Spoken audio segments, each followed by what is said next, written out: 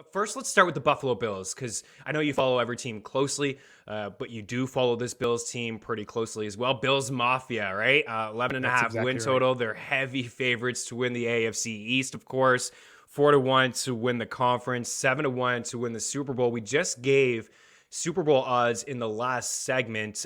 Those were from DraftKings, and they were 6-1. So we have the free prop shop and parlay calculator over at ftnbets.com to get the best possible odds. Save yourself a little bit of time so you don't got to go searching around. Last year, you see the record at 11-6. Let's switch over, Tyler, to some of their weapons here. And, Josh Allen's been the quarterback one in each of the past 2 seasons. He's going as the quarterback one. These are high stakes leagues over the last 6 weeks. ADP, fluctuates a little bit from, site to site, but people are putting their hard-earned bucks, Jeff, on the line here over the past couple weeks and drafting Josh Allen as quarterback one on average, 25th pick overall. Devin Singletary, RB29. James Cook, RB that they drafted. They tried to get J.D. McKissick, didn't work out. It looked like he was there for a minute. He goes back to Washington, then they get themselves a pass-catching back and Cook in the draft, Stephon Diggs. Gabriel Davis, we definitely have to talk about him. Jamison Crowder and Dawson Knox. Let's just talk about this team overall. High expectations. ESPYs just came out with a bunch of awards the other day. The best game, of course, not for you and other Bills fans, but certainly for the football world. That Chiefs and Bills overtime game was absolutely phenomenal, and Josh Allen was fantastic in that game. The expectations are fair. These guys probably should be Super Bowl contenders. What do you make of this squad heading in? Is it Super Bowl or bust in Buffalo this year?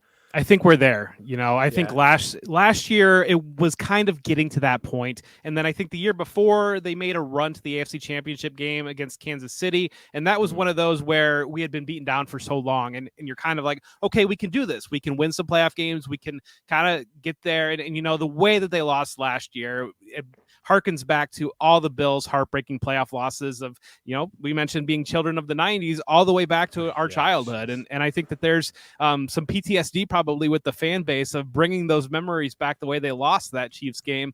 But they are there, especially with the signing of Von Miller, bringing him in and adding some of those other pieces. There's going to be some shift in the offense with Ken Dorsey taking over, with Brian Daboll leaving to go to the Giants, but we are at Super Bowl or bust. Yeah, I think so. Do you want to roll through their schedule? I mean, just like to have some fun to see where we're at with the 11 and a half. I feel like this is a 13-win team, honestly, but let's roll through it together. So they open up week 1. That's how the NFL kicks off. I think we're 49 days away, but who's counting? Against the Super Bowl champs in the Los Angeles Rams. Thursday Night Football. What do we see? What do we think there? Is that, do we give them a win on the road? Do we give the champs a win there? What do you think? It's a tough one, right?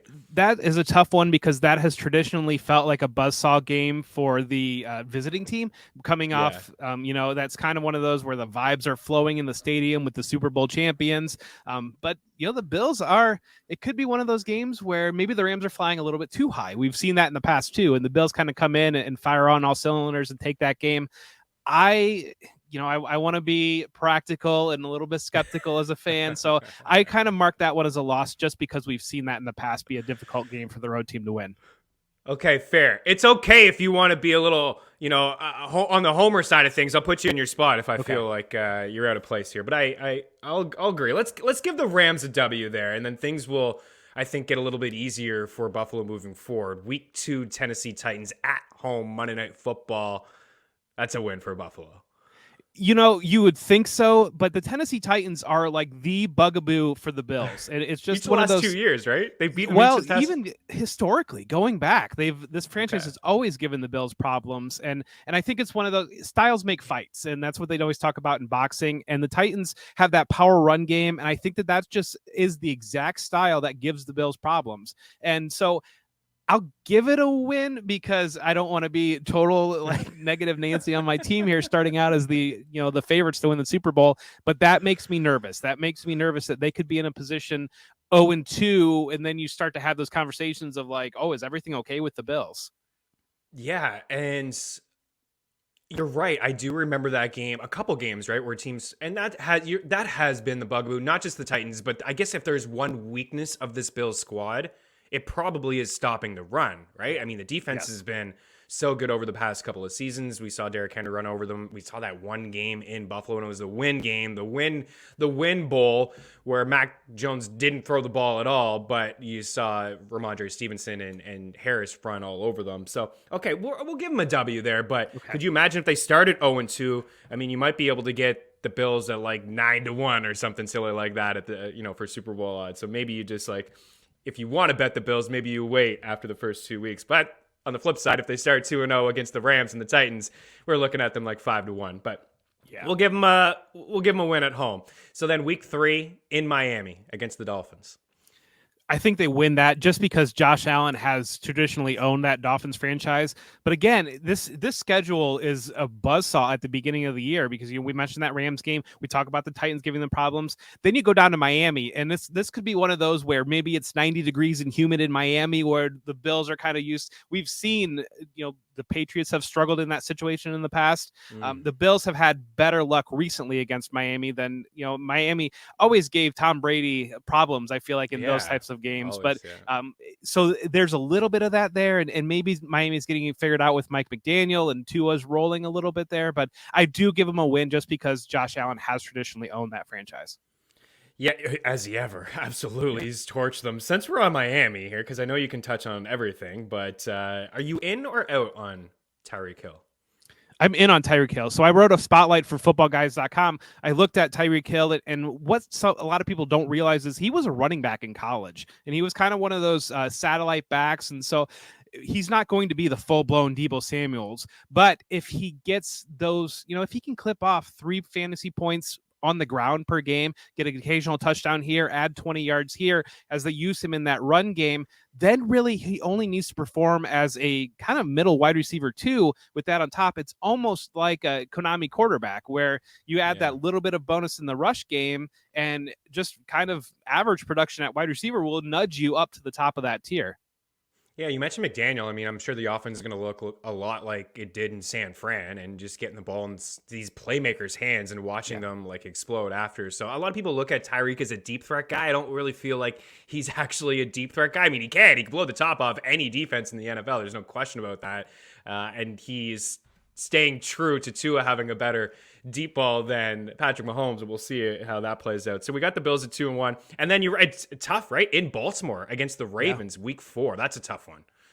It is, absolutely. Yeah, those first 6 games in the schedule are difficult games, and then they hit the bye, and then they kind of cruise after that. And so looking at those, we'll get to that point, but I could see sitting at like 2-4 and everybody freaking out about the Bills, and then all of a sudden they clip out 10 of the 11, and you feel fine at the end of the year. Let's give him a win against Baltimore. Okay. Let's give him a win against Pittsburgh week 5. And then that Kansas City one in Kansas City, we'll say maybe a loss there. And then you're right. So that's a really tough stretch.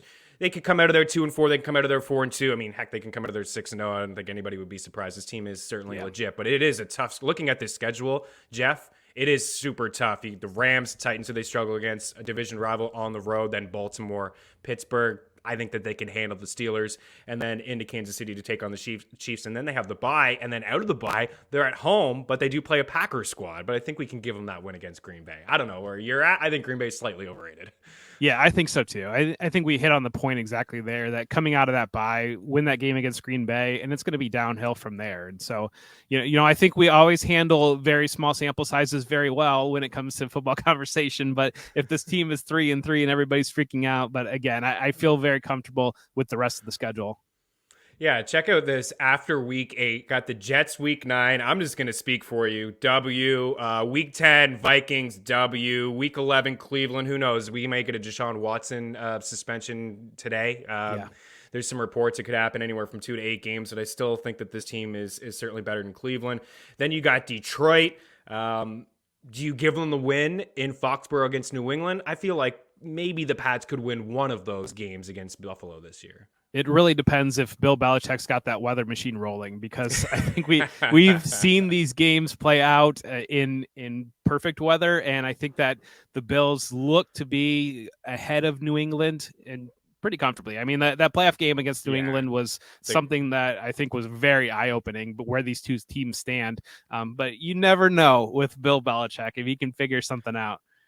Even if we give them that one, they're at 9. And then after that, they got the Jets, Miami, Chicago. So you got to feel like there's at least 2 more. We got them at the number right there, 11. Then they wrap up against the Bengals, and then they wrap up against New England. So 11.5 is a high number, Jeff. But this does feel, even though we ran through this schedule together and, walking through it with you, is like, wow, they do really have a tough schedule to start, and that it opens up for them. I do feel like this is a 12 or 13 win team, and this team should be hosting playoff games this season. You agree? I do. And, they're the Super Bowl favorites right now. And I think when you look at some of the other divisions in the AFC, that we could see the AFC North clustered together there a little bit, the AFC West, a little bit of the same thing.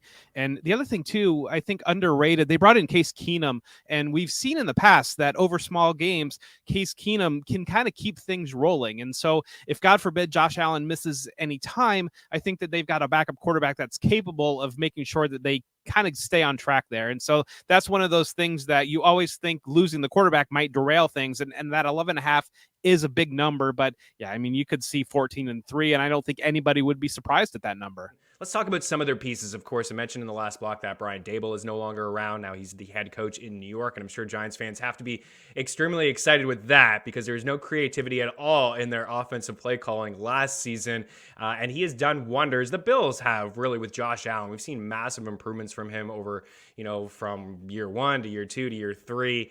And then getting MVP votes and being up there for the favorite as the MVP this season as well. Let's look at some of their weapons.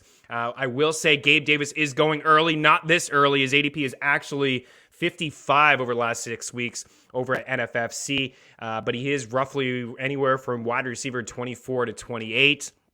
Allen is QB1 off the board. We touched on that. The 2 running backs. I want to get your thoughts on how you think that will play out. But I guess first we could just start with Josh Allen, and just like a little bit of a quick one for you, Josh. I don't know how you go about drafting quarterbacks. Like, will you have any shares of Allen if he's going that early, or is it just a guy that, if you're in a super flex league, maybe you'll have some shares of him? But even in those formats, Jeff, you need like a top 5 pick in a super flex league to get your hands on Josh Allen. You do. I mean, you realistically in most superflex leagues, you need the first overall pick to get your hands on Josh Allen. And I'm very invested in Dynasty. Obviously, I'm Dynasty lead over at Football Guys, so that's my game. And it's one of those that I've waited so long for the Bills to have a quarterback that I have a lot of Josh Allen on my Dynasty rosters. Nice. When it comes to one quarterback redraft leagues, he's really going to have to slide past ADP for me to grab him, just because you look at the depth of the quarterback position, and Aaron Rodgers is kind of sitting as that quarterback 12. And I did a mock draft a couple weeks back for NBC, and I was able to have the last person to grab quarterback, and I got Aaron Rodgers as my quarterback running one in round 12, which is absolutely wild. There's never been a better year to wait on quarterback this year, even though some of those elite guys at the top give you a good edge over the field. It's, when you look at the value that you can get on waiting on a quarterback, those guys are just going too early. Yeah, I agree. There's a ton of value. We talk about that on the show all the time. I think that's like the number one tip I have for people who are just playing fantasy football like for the first time, because they'll look at scoring and they say, oh, wow, quarterbacks, like they dominate fantasy football. I got to get myself a quarterback. But every year we see 2 or 3 guys inside the top 10 or top 12 that just like weren't drafted in standard single quarterback leagues with like 10 or 12, of your buddies. So I agree with that take. Let's talk about the backfield. Are you interested in Singletary at this price? Would you rather have Cook? Are you just passing? We know that Josh Allen is like basically the running back on this team inside the red zone for years. He's been calling his own number. I've heard, reports out of Buffalo and, coaches say that they'd like to have, Allen protect himself, not run around as much. I just feel like it's in his nature. He's so good at it. He's just a big body. He can just get in with ease. But Singletary was pretty impressive last year at times, and he really overtook the backfield, right? Zach Moss is just like an afterthought at this point. How do you see this backfield playing out? What do you think the touches will look like? Is it fair to say maybe like a 60-40 off the hop? How do you think? I think it might even be heavier in Devin Singletary's favor. I think he's a great guy to grab there, especially if you're in a roster build where maybe you go hero running back, you take one running back early and you load up on those wide receivers. Devin Singletary landing there at RB29, that's a guy that you can grab to be your running back too. And really, the Bills, the thing to look at with the Bills offense, and I think that gets really lost when people dig into this, is they were struggling for a good portion of the year. And then that Tampa Bay game, that first half of that Tampa Bay game, they really struggled. The second half, they threw everything out and they just said, we're going to roll with Singletary as our primary running back. We're going to roll with Gabe Davis. We're going to roll with Dawson Knox. We're going to roll with Stephon Diggs. And we use that fifth skill spot as to rotate guys around a little bit. And I do think that Devin Singletary coming out of the jump will kind of have that lion's share of the carries in the backfield. My concern on Singletary, I don't know how much passing game involvement you're going to get, because I do think that that's why James Cook was brought in. They tried to bring in J.D. McKissick. There was even a rumor that they were looking at Christian McCaffrey, and they inquired on him. I think they really want that receiving back, and I know that hasn't been a role traditionally in their offense, but I think that that's kind of a function of not having those abilities in that backfield. But I do think that Singletary is a guy, he kind of strikes me a lot as like, it's a very different package, obviously, but like an AJ Dillon or like a Damian Harris, where you're going to get those rushing, you are going to get some touchdowns, but the passing game work might not really be there. Can you imagine Christian McCaffrey in this backfield? I know there's a lot of rumors about Saquon Barkley, and then like would they draft Breece Hall? I mean, really, it's and no disrespect to Singletary and then bringing in Cook, it's the only like downfall for this offense. Yes. You got an elite quarterback, you got an elite wide receiver in Stephon Diggs, you bring in Jamison Crowder, who we can touch on. Dawson Knox was a touchdown machine last year. We may see some regression from him, but I gotta ask you about Gabe Davis. So just over the last 4 weeks here on average, so you got DK Metcalf, wide receiver 20, Cortland Sutton, wide receiver 21, Allen Robinson, wide receiver 22, 23 is Brendan Cooks, Amon-Ra St. Brown, wide receiver 24, and then Gabe Davis at 25. After him, Judy, Mooney, Godwin, Cooper, Juju, Rashad Bateman. The list goes on. There's some value certainly at the wide receiver position outside the top 30. Is this price fair? And I will say, last year, I looked like a fool, Jeff. Last year, I gave bold predictions, and I said Gabe Davis would finish as a top 15 wide receiver. He didn't really do a whole lot throughout the season. He had such a strong finish to his rookie year, and I was like, man, him and Josh Allen just seem to be on the same page. Like, he seems to be a red zone target. He's getting these touchdowns. I'm like, this is the year. We didn't really see it until the last playoff game that we talked about in the last segment, where he had 4 TDs, and now, of course, everybody is in on the breakout campaign. Do you like the price? I think that, so one of the biggest things that people can do in fantasy is understand the platform that you're drafting on, and because ADP shifts in between platforms. And so you might see, on Underdog, Gabe Davis is very aggressively priced, and you're having to use a 4th or 5th round pick on him. And I get a little bit of hesitation getting in there, but then on Sleeper, like I grabbed him in the 12th round in a draft that I did the other day. And it's wildly different. He is one player that's wildly different between sites. I like him as long as you can get him somewhere in that value. And wide receiver 28, I think, is fine, because you're really placing a bet on the Bills offense. You're placing a bet on him being essentially not coming off the field, which is what we saw at the end of last year. He's really the only vertical threat in that offense. But even beyond that, I think they're at a place with the franchise where, yes, they've paid Stephon Diggs, but at the same time, they placed that value on Stephon Diggs, giving him that contract. Gabe Davis is coming up on an extension, and I think that they want to see what they really have in Gabe Davis. Can they work him inside the slot? Can he be that guy that can grow into that receiver, or do they need to dive into the draft and kind of backfill that position? So I think they're going to shove it all on him. They're going to keep him on the field. He's in an elite passing offense, and I can buy in on him just as long as you're not getting in one of those places where he's aggressively top 20 wide receiver or something like that. Yeah, I don't know how I feel about him if he was my wide receiver 2 in a redraft. I think what you mentioned, Underdog and Best Ball, I mean, people, if they get Josh Allen, then, they want to make sure that they get that stack. And I think that makes a lot of sense. The offense is going to be legit. We're talking about Allen being a number 1 quarterback here. The offense will be at least top 5. Like, there's no question it certainly will be top 5. So I'm a little hesitant, and I'm such a fan, right? I am such a fan of what he has to offer in the quarterback play that when it gets in around that range, like, I think I would rather a Robinson or a Cooks or a Mooney, but certainly I mean, round 12, you said in sleeper? I can get Yes, behind that's that. There's no crazy. question. What do you think about Crowder? What do you think about Jamison Crowder? I mean, some strong seasons in Washington. I remember one of the seasons he had, I think he was number 2 or number 3 in red zone targets overall. And then last year, of course, even the past couple seasons, some really bad quarterback play.